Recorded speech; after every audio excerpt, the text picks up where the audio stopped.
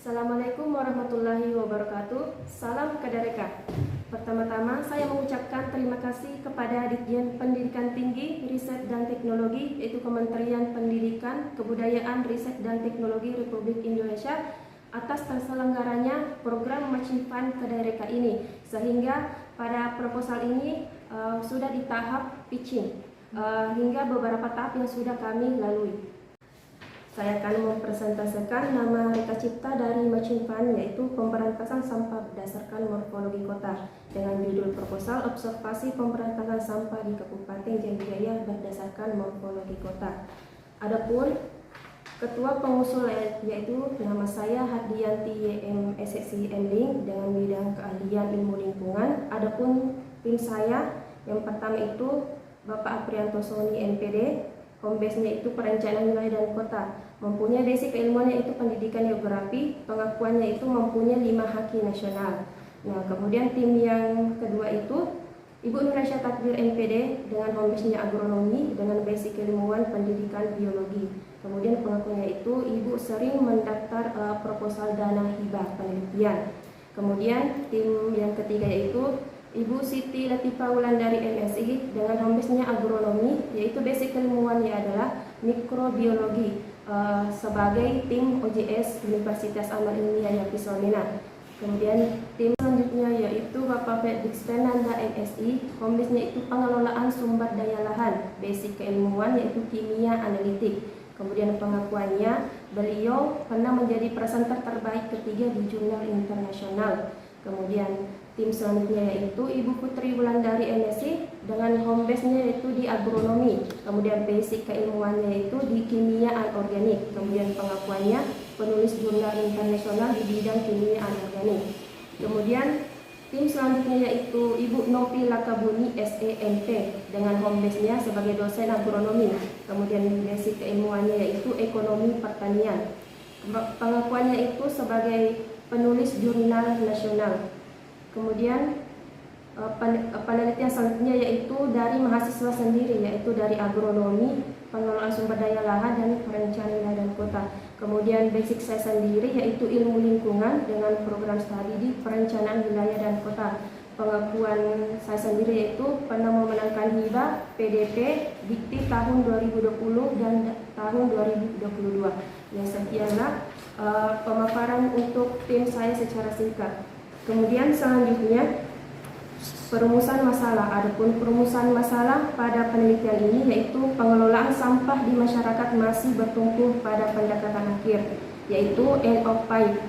Sampah dikumpulkan, diangkut dan dibuang ke tempat pembuangan akhir sampah. Kemudian paradigma baru memandang sampah sebagai sumber daya yang mempunyai nilai ekonomi dan dapat dimanfaatkan, misalnya untuk energi, kompos, pupuk ataupun bahan baku industri. Kemudian dampak terhadap lingkungan yaitu cairan rembesan sampah yang masuk ke dalam drainase atau sungai akan mencemari air. Kemudian rumusan masalah keempat itu perlu adanya pengelolaan sampah secara teknologi dan eksperimen, yaitu mengelola sampah secara ekoenzim dan pengolahan air lindi untuk keperluan pertanian dan rumah tangga. Kemudian urgensi Reka Cipta atau inovasinya itu untuk mengetahui titik lokasi pembuangan sampah dengan melakukan survei pemetaan kota di Kabupaten Jayapura dengan alat GPS dan ARGIS untuk mengetahui cara mengelola sampah organik dan anorganik yang dibuang di tempat pembuangan sampah sementara dan di TPA sebagai pusat informasi tentang metode pengelolaan sampah organik jenis sisa rumah tangga yang dapat digunakan sebagai agen katalisator yang mampu meminimalisir pencemaran lingkungan dengan keberadaannya, serta sebagai pusat informasi tentang metode pengolahan sampah anorganik. Jadi berikut saya tampilkan bagaimana bentuk morfologi kota yang ada di Kabupaten Jayapura tentang berbagai macam sampah anorganik dan organik itu sendiri.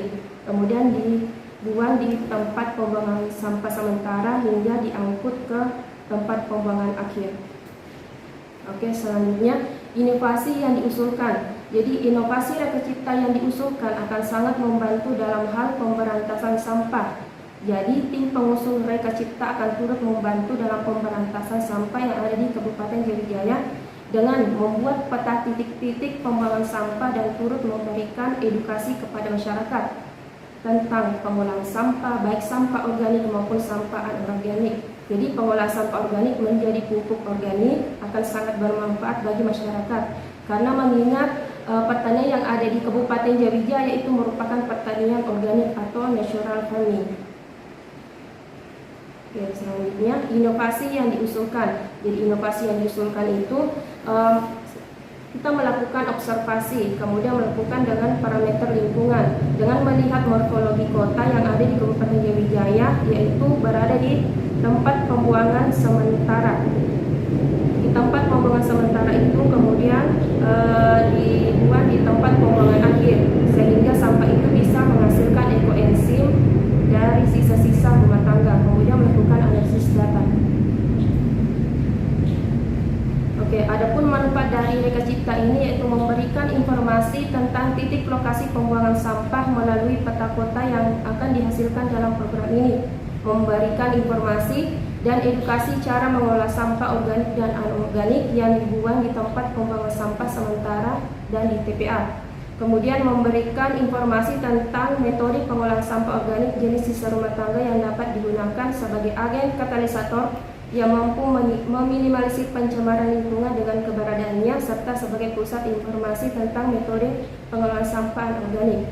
Jadi dampaknya itu berdampak pada 8 indikator utama. Jadi 8 indikator utama yaitu yang pertama, lulusan mendapatkan pekerjaan yang layak. Kemudian indikator kinerja kedua yaitu mahasiswa mendapat pengalaman di luar kampus. Indikator kinerja ketiga yaitu dosen berkegiatan di luar kampus. Indikator kinerja keempat, praktisi mengajar dalam kampus. Indikator kelima yaitu hasil dari program ini bisa digunakan oleh pemerintah untuk melakukan regulasi terhadap pemberantasan sampah yang dampaknya bisa dirasakan langsung oleh masyarakat. Jadi indikator kinerja utama yang keenam itu program studi bekerja sama dengan mitra.